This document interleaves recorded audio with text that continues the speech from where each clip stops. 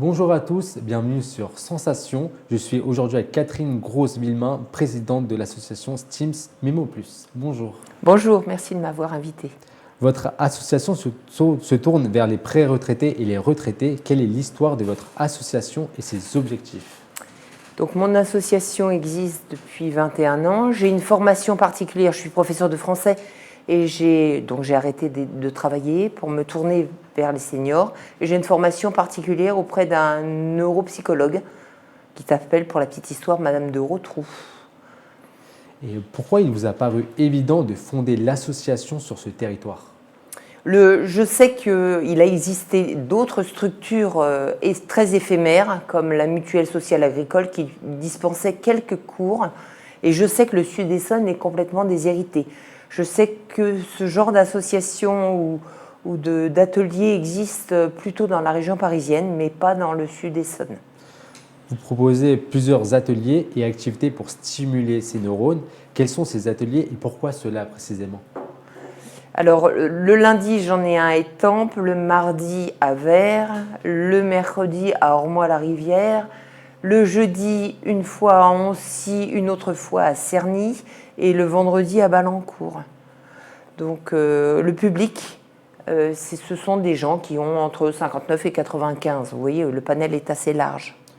Aujourd'hui, il y a un gros travail sur la sensibilisation et la prévention autour des personnes âgées pour stimuler les neurones, faire attention à les mémoires. Est-ce que votre objectif, c'est également de faire de la sensibilisation auprès de ce public? Ah oui, tout à fait, tout à fait. Je veux leur montrer qu'il ne s'agit pas de regarder un programme à la télévision et de prendre la télévision comme un véritable chewing-gum, mais parce que je leur dis régulièrement, mais d'analyser et d'essayer de comprendre et d'essayer de dire ce qu'on a vu, de résumer. Comment ça s'organise un atelier?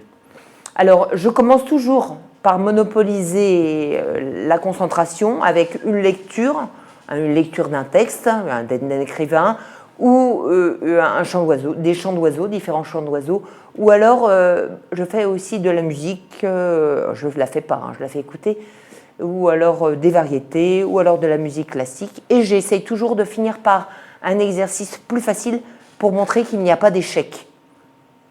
Et est-ce que vous intervenez ou souhaitez intervenir notamment dans des EHPAD? Alors j'ai déjà fait des EHPAD. Entre nous, ce fut très difficile. Je suis obligée de baisser le niveau. Ils ont du mal. Mais je suis tout à fait d'accord, si ça rentre dans mon emploi du temps.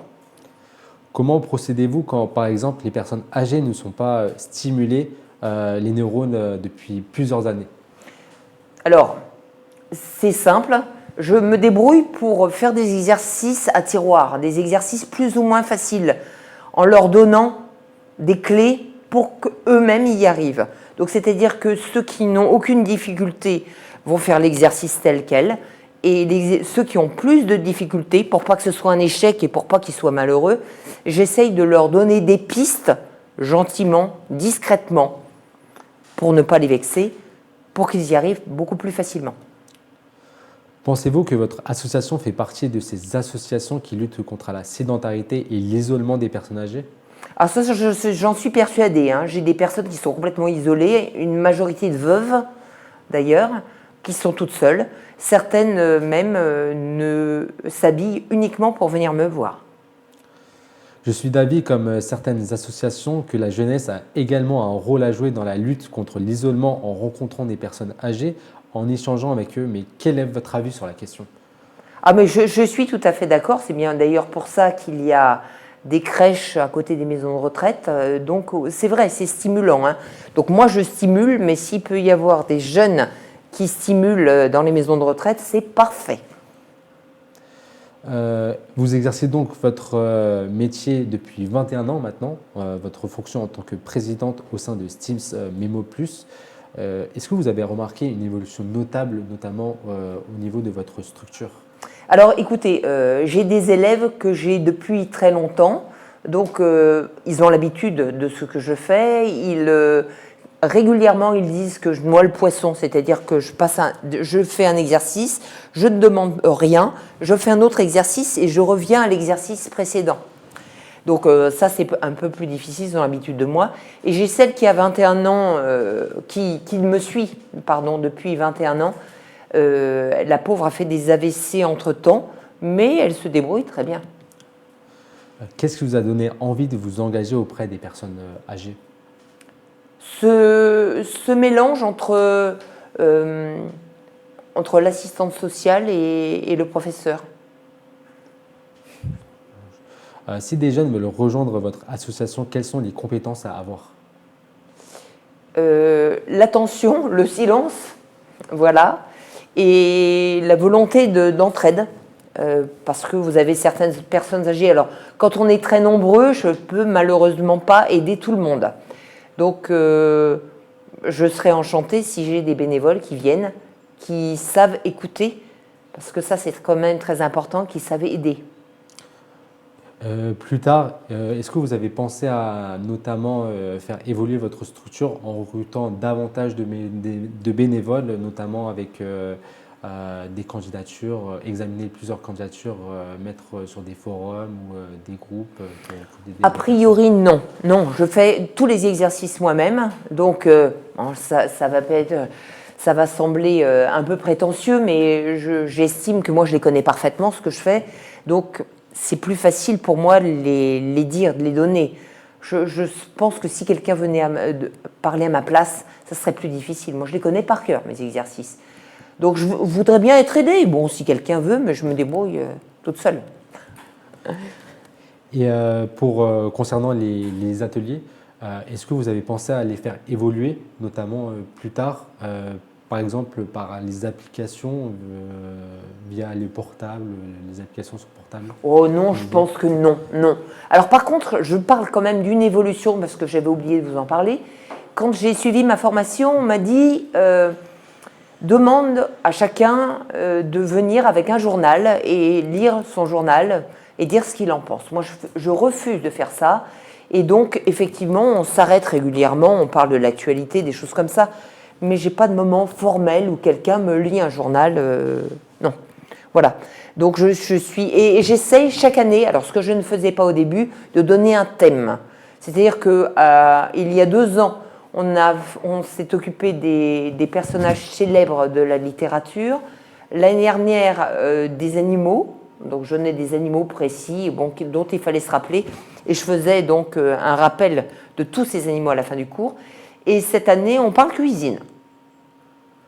Et quand ça vous vient à l'esprit, comment ça vous vient à l'esprit des thèmes? Ça vous est venu d'un coup? Vous avez lu quelque chose pour que ça vous vienne à l'esprit? Je ne pense qu'à ça.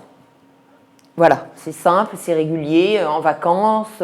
Même mes enfants me disent « Ah, maman, t'as pensé à quelque chose parce que je m'arrête subitement au milieu d'une rue ?» Oui, j'y pense, c'est une seconde nature, une déformation professionnelle, on dira ça. Est-ce que vous avez des projets notamment pour courant 2024 ou 2025 au plus tard? Non, non, je commence, ça plaît beaucoup ce que je fais, donc comme je fais quelque chose de nouveau à chaque fois, d'ailleurs les gens, mes élèves aiment beaucoup, tout est différent, les exercices sont différents tout le temps, j'ai horreur de la monotonie, donc on ne peut pas dire qu'il y a je pense que avec certains élèves, je demande des choses de plus en plus difficiles, oui.